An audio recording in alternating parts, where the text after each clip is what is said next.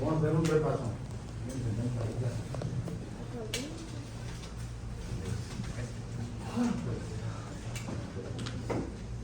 Muy bien, entonces, entre todos vamos a tratar de exponer. Pues es una imagen muy didáctica, aparte de la que viene en el examen. Pero vamos a ver, o sea, que los genitales femeninos están formados igual por genitales internos y los genitales externos, que serían aquí a nivel se encuentra la vulva. Están los labios mayores, los labios menores, el clítoris y el introito vaginal. Entonces vamos a ver aquí los órganos genitales femeninos internos que están dados por los ovarios, la trompa, el útero y el tercio distal de la vagina. Vamos a ver que los ovarios tienen diferentes tamaños, pero a veces puede haber gente que tiene 3 ovarios. ¿Cómo se llamará cuando tiene 3 ovarios?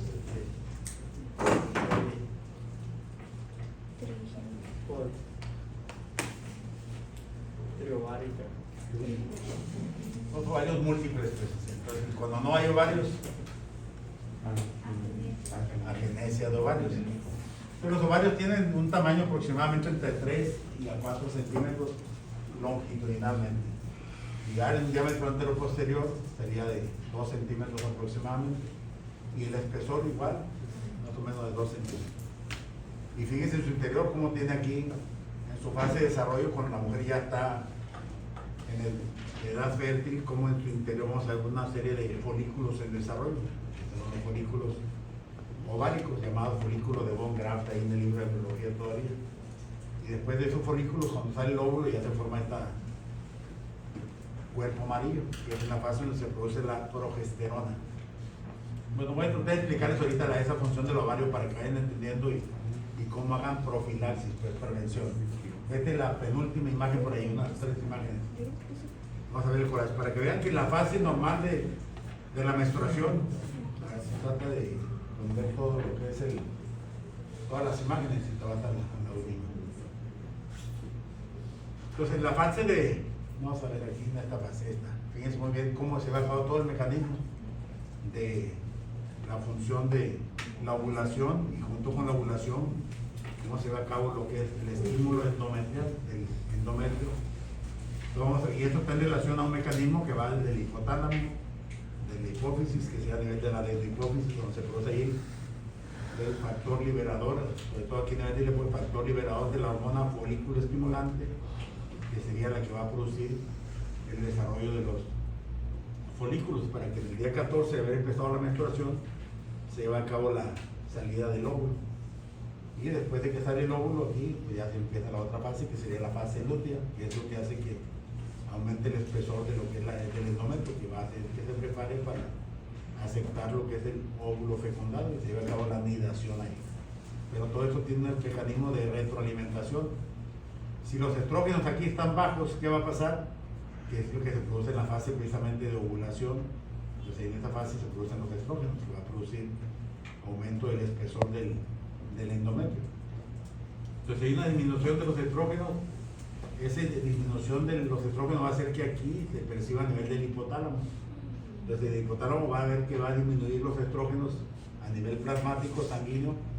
¿Y qué va a hacer el hipotálamo? Va a producir el factor liberador de la hormona folículo estimulante, que va a actuar aquí a nivel de la adenohipófisis para tratar de producir la hormona folículo estimulante, que va a hacer que estos óvulos vayan aumentando de tamaño, y al día 14 pues sale el óvulo.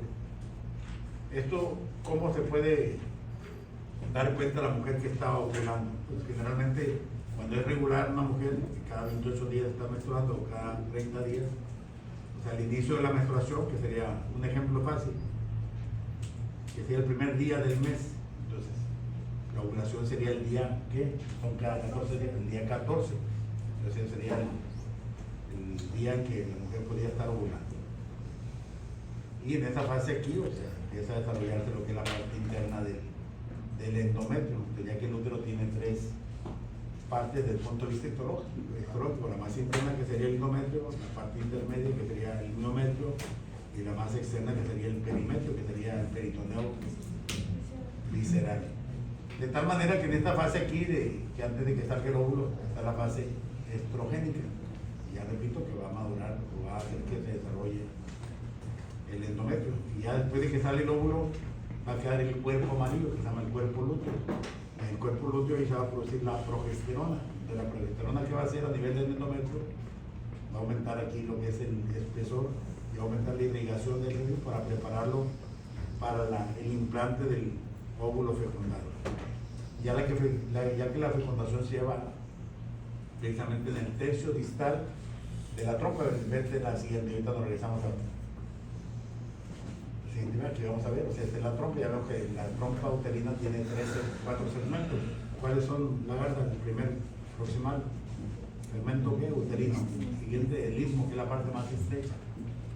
El istmo se continúa con la ampolla. La ampolla igual tiene segmentos, proximal, medio y distal.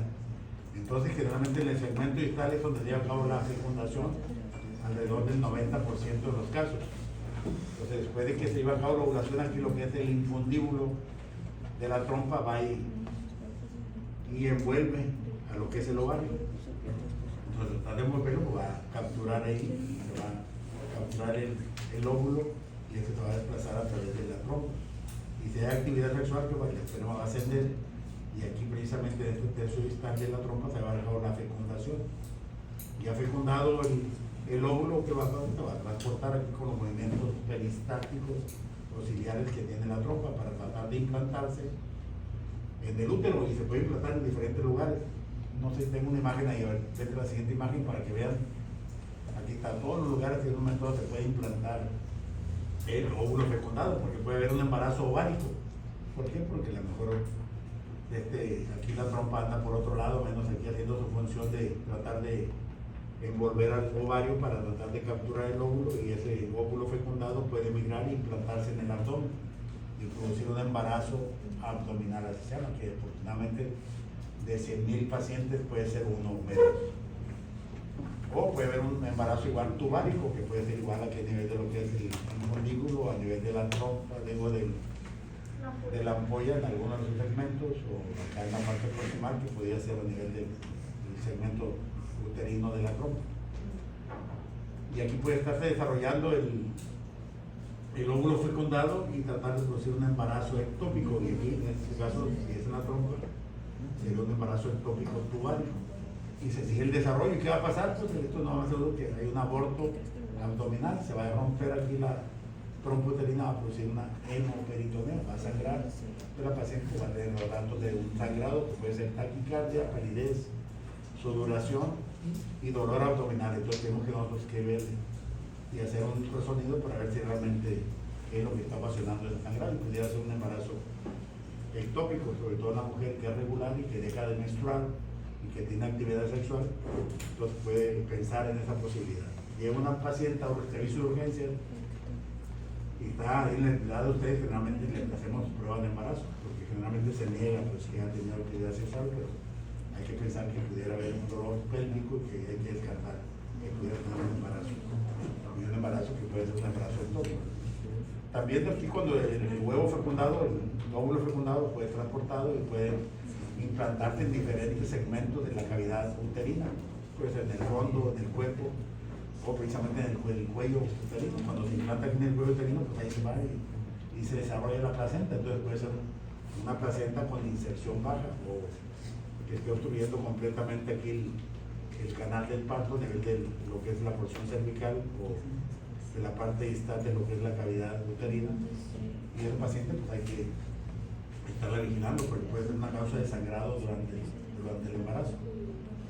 Entonces, pacientes generalmente ocupan cesárea, pero a veces al momento de desprender la placenta, al momento de hacer la cesárea, hay un sangrado que a veces no se controla, y hay que hacer todo lo que se ocupe para que en un momento dado se controle el sangrado. A veces no es posible controlar el sangrado, se ligan las arterias uterinas, se ligan, no se cortan, se amarran ahí de tal manera que disminuye el flujo sanguíneo del útero para tratar de cohibir el sangrado.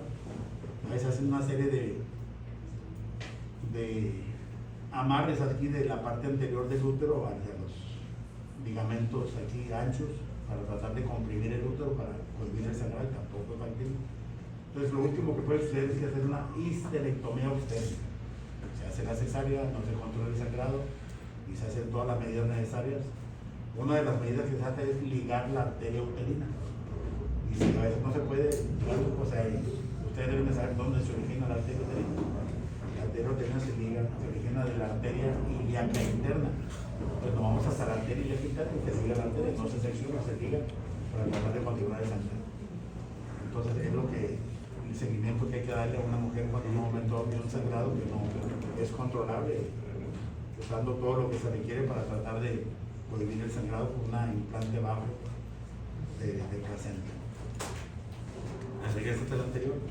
Entonces es lo que puede pasar cuando no hay un implante adecuado en lo que es la cavidad uterina del sitio correcto. A ver, regresa hasta el anterior. Vamos a ver, o sea, todo lo que pasa fisiológicamente. Entonces fíjense que disminuye la cantidad de progesterona, ya vemos que disminuye los estrógenos que se producen en la fase aquí, del desarrollo del folículo. Ahí en tu libro dice folículo de Von Graf, el desarrollo folicular.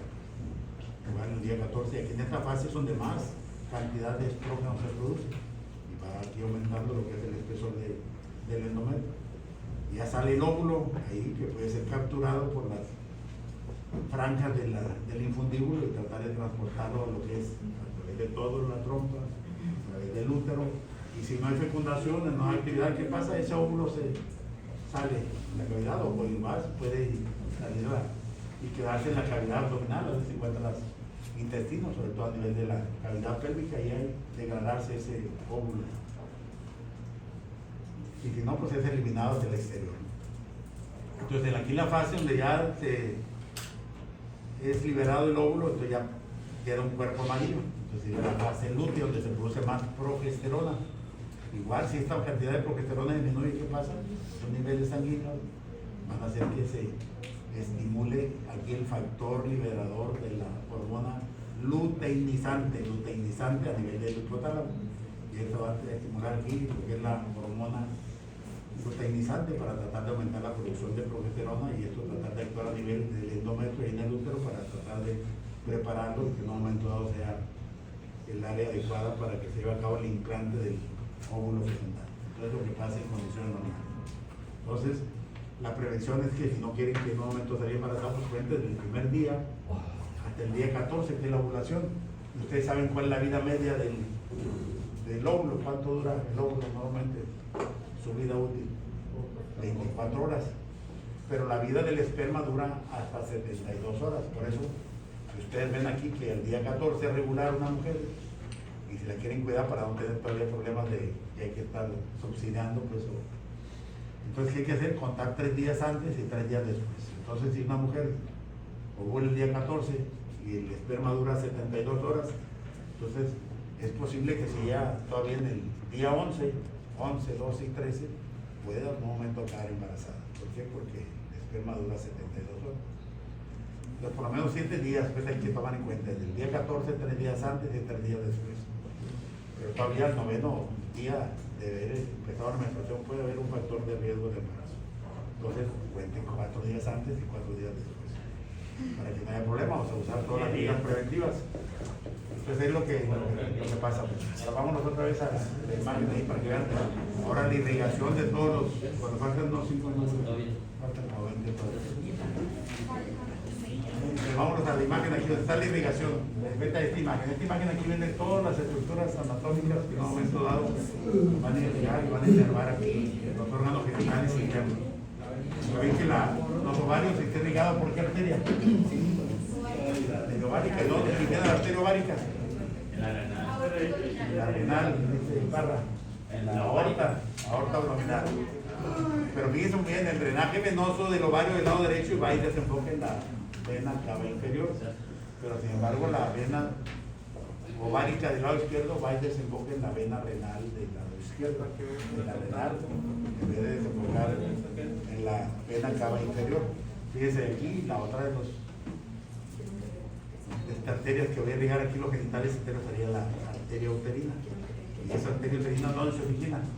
En la ilíaca interna. Por eso les decía yo ahorita, si hay un sangrado importante, tenemos que saber dónde se origina la arteria uterina. ¿Por qué? Porque ya se liga la arteria uterina del lado derecho, no se controla el sangrado que quiere, vamos a irnos, pero se origina la arteria uterina. Entonces origina precisamente, y nos vamos precisamente en el origen de la uterina, que sería a nivel de lo que es la la vena ilíaca interna y se liga aquí la vena ilíaca interna en su origen para tratar de disminuir el flujo sanguíneo y tratar de controlar a ese paciente, porque a lo mejor esa mujer nomás es el primer hijo que tiene y a lo mejor ese hijo a lo mejor está grave. Entonces vamos a tratar de brindar la oportunidad de que la mujer pudiera en un momento dado conservarse el útero y que pudiera volverse a embarazar. Pero a veces no es factible, entonces esa mujer va a tener que... ¿Se puede embarazar esa mujer o no se puede embarazar ya que se le quita el útero? No. ¿Por qué no? ¿Dónde se va a sentar el bebé? Pues en el abdomen. A veces ahí hay embarazos abdominales. Y los hombres se pueden embarazar. O sea, también una mujer... Pero eso no los tiene, se mueren eso. No, sí, o sea, depende. O sea, yo le ayudé hace años al ginecólogo del ISSSTE, un embarazo, y no hicieron el diagnóstico, un embarazo abdominal. Y en ese embarazo abdominal, pues él hizo la cesárea, pero también se llevó el urete del lado derecho. Me hablaron a mí, entonces ya yo reparé el urete del lado derecho del paciente. Lo reparé de acuerdo a la tecnología ahí, porque hice una anastomosis uretero-ureteral. Igual metí una sonda esa de alimentación infantil, en vez de introducir una sonda doble J, igual. Introduje proximalmente y distalmente y la saqué a través de la vejiga, y la vejiga la saqué a la pared abdominal. Porque a veces no se tiene seguimiento de ese paciente, pues a veces el urólogo la deja abandonada, esto conlleva en un momento una serie de problemas de la evolución del paciente, entonces hay que estarlo vigilando para ver si no hay fuga a nivel de lo que es la anastomosis y tratar de dejarlo el tiempo necesario con estudios complementarios, como puede ser una urografía escritora para ver realmente si no hay alguna estenosis, estrechez donde haya hecho la anastomosis 1. Generalmente hay un corte transverso, lo que hace es hacer un corte oblicuo para tratar de evitar que haya lo menos estenosis posible. Entonces tratar de anatomizar esta parte con esta parte. Entonces todo esto queda aquí con elasticidad suficiente. No sé si me está entendiendo. En vez de anatomizar este borde con este borde, quedaría un área más estrecha. Entonces anatomizamos de la parte de un ángulo al otro ángulo. Entonces esta parte que está sana tendría esa capacidad de ampliarse y evitar la estenosis. Entonces por eso es importante saber de dónde se originan las arterias y hacia dónde van las venas. Por ejemplo, aquí tengo la vena uterina del lado derecho, que va a desembocar ¿dónde? En la vena cava inferior. En cambio tenemos la vena uterina del lado izquierdo, ¿dónde desemboca? La uterina, no la ovárica. La vena cava, ¿dónde? En ilíaca interna. La vena ilíaca interna. Y la vena ilíaca interna desemboca en ilíaca común. Y la ilíaca común, pues en la vena cava inferior. Fíjense aquí en la parte distal de la vagina, entonces tenemos aquí las venas y las arterias vaginales, pero superiores. Entonces las arterias vaginales superiores se originan de la arteria uterina, del lado derecho o del lado izquierdo. En cambio acá las vaginales inferiores se originan de la arteria pudendus, y esas arterias pudendus se originan de la interna. Se originan también de la ilíaca interna, en cambio la externa acá se origina de la femoral. A ver, vamos a otra. ¿Cuánto falta? Quedan 8, 7. Fíjense, la inervación, vete a la última imagen para que vean la inervación simpática y parasimpática. La introducción se ve más clarita porque vamos a ver ahí. Si se fijan, la inervación parasimpática, por eso se llama cefalocaudal. Y lo que es el segmento, la que sigue, la siguiente imagen, o al revés, ahí está. Fíjense, aquí es el parasimpático, aquí es el más claro y más didáctico. Pues. ¿Por qué? Porque tenemos ahí 4 pares craneales, que es la porción cefálica del parasimpático, que está igual por el inoculo motor, por el facial, los ofaringios y el vago. Si fijan, el vago viene y inerva precisamente hasta la flexura cólica izquierda. Pero tenemos el segmento aquí, caudal, que sería de S2, S3 y S4, que van a formar el nervio pudendo. Desde el punto de vista parasimpático va a aumentar la irrigación de los ovarios y eso va a favorecer de cierta manera el aporte de estrógenos y progesterona a nivel plasmático y va a hacer que el endometrio pues, se prolifere y se prepare para la fecundación. En cambio, el simpático, la siguiente imagen, igual se origina de los nervios esplácnicos, fíjense aquí, lumbares, que va desde P12 hasta L1 y L2. Se va a originar para ir para que los genitales externos y parte de los órganos de la cavidad P12, L1 y L2. Que vamos a poner los esplácnicos previos, que van a inervar desde el punto de vista simpático, y el simpático a nivel de los genitales va a su constricción, pues va a disminuir el aporte sanguíneo, entonces pudiera haber un problema desde el punto de vista de la ovulación, problemas de lo que es el sangrado también del endometrio. Hay unas mujeres que les dura 2 o 3 días, otros les dura una semana. Y hay unas que tienen cólico, y el cólico, ¿saben por qué les pega el cólico de las mujeres? Al ver donde está el útero, para que vean y se vayan dando cuenta, o sea, qué es lo que está favoreciendo. Aparte de la inervación que tiene el endometrio, ¿qué pasa? La cavidad, o sea, del cervix a veces es demasiado delgado. O a veces la cantidad de sangrado a veces es demasiado, entonces ¿qué pasa? Pues no fluye con la calidad que debe ser a través del orificio interno y externo, entonces aumenta la presión de la cavidad uterina, por eso el dolor es muy importante, porque están teniendo cierta descamación que tiene el endometrio, entonces aumenta la presión de la cavidad uterina. ¿Por qué? Porque no fluye adecuadamente por el orificio interno y externo del cuerpo, entonces eso aumenta el dolor de forma importante. Muy bien, pues vamos mañana con el siguiente tema.